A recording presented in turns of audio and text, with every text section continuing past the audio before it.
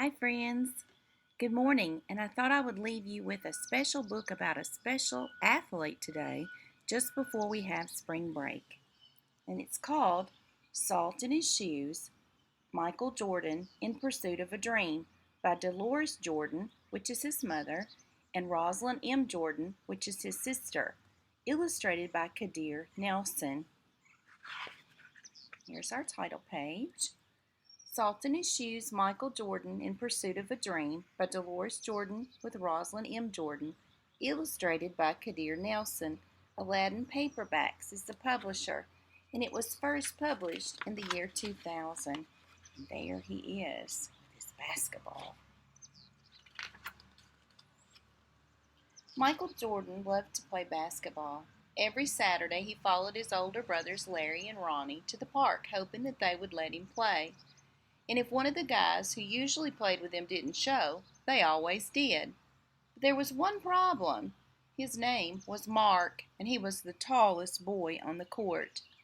"What's the matter, Mikey? Too short?" Mark flapped his arms in Michael's face. "Over here!" shouted Larry. But when Michael threw the ball, Mark's long arms came out of nowhere and knocked the ball away. It flew into the hands of a player on Mark's team. He made the basket, and the game was over.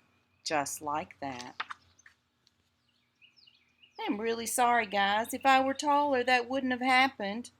All the way home, Michael apologized, even though no one was mad at him. His oldest brother, Ronnie, tried to cheer him up. "Look, little brother, you played good today. Don't worry. We'll win the next time." When they got home, Michael went into the kitchen where Mama was cooking dinner. He was still disappointed, and she could tell. "You guys lost again today, huh?" Michael nodded. He sat quietly for a minute, then said, "Mama, how can I grow taller?" Now, Mama knew the answer to a lot of questions, but this was a tough one. She thought for a moment as she sprinkled salt and pepper on her chicken she was making for dinner. Then she smiled, looked at Michael, and said, "Salt." "Salt?" Michael looked at his mama. "Salt in your shoes. We'll put salt in your shoes and say a prayer every night. Before you know it, you'll be taller," she replied. "Salt in my shoes?" Michael said quietly to himself. Surely Mama was teasing. He sat staring out the window, trying to figure out how salt was going to help him grow. He noticed the rose bush outside his mama's garden. They'd grown high along the fence, and roses of all colors were blooming on the vines. He thought to himself, "I remember when Mama first planted those bushes." Michael's face lit up. If Mama knows how to make those rose bushes grow taller, then maybe she's right.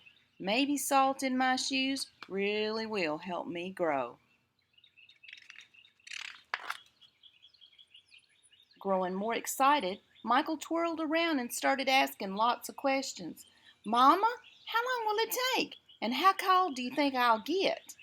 Smiling, Mama sat down next to him and explained, "In order for this to work, the most important things you have to do are to be patient and listen to what I tell you, and say your prayers every night."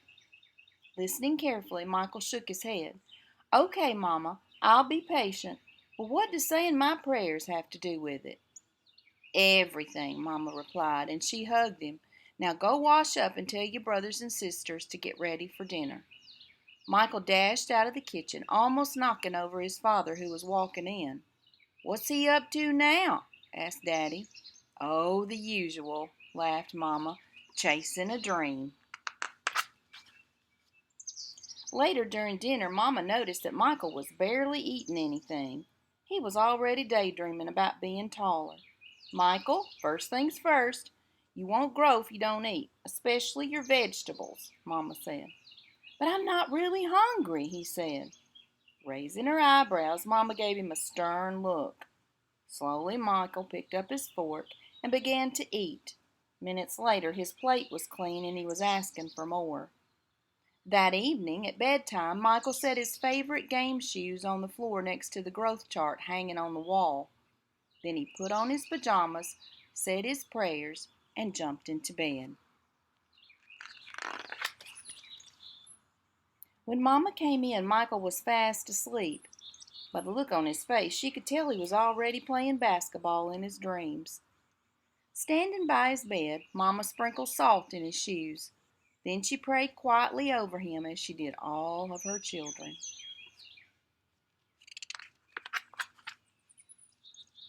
Dear God, please help Michael to be the best he can be and to give his best in all that he does.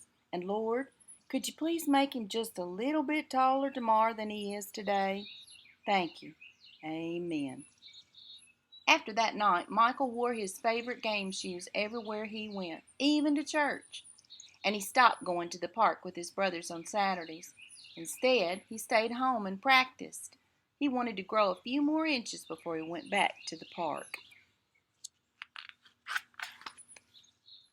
After 2 months of practicing and waiting patiently and praying, Michael stood next to the growth chart on his wall.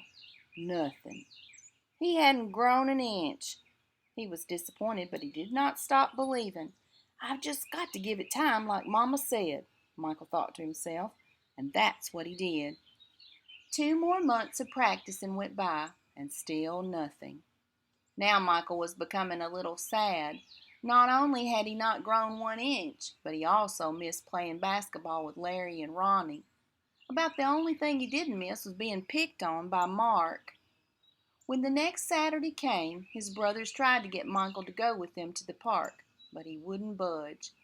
Mama had begun to worry.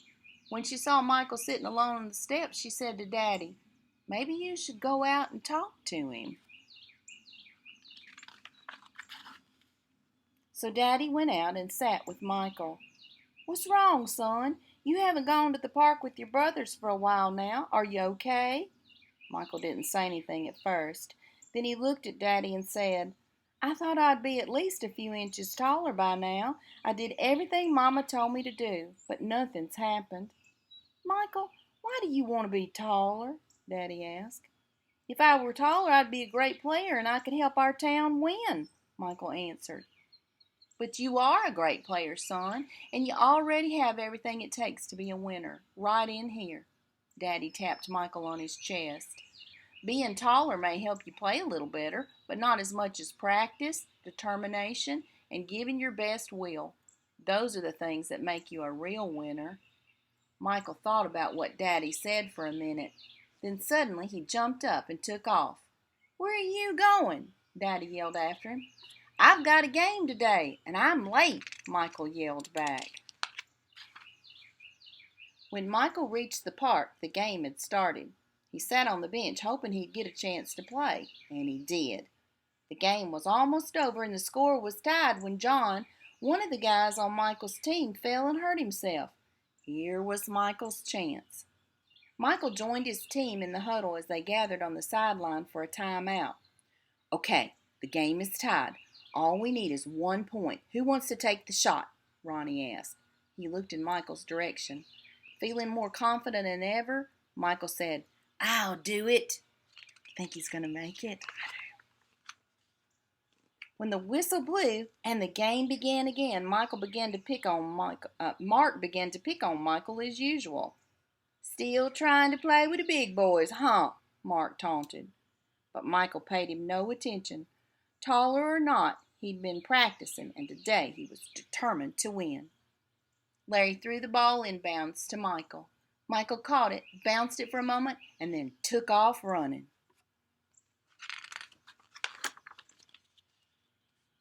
As he approached Mark, Michael shifted to his right. Mark followed, but while he was still shifting, Michael spun to his left. He stepped behind Mark and shot. The ball arced far above his opponent's hands and fell silently through the hoop. 2 points! The game was over. Michael's team had won. It was just as Michael had dreamed. When he realized what he'd done, Michael took off running and didn't stop till he'd reached home. I bet he wants to tell his mama. What do you think?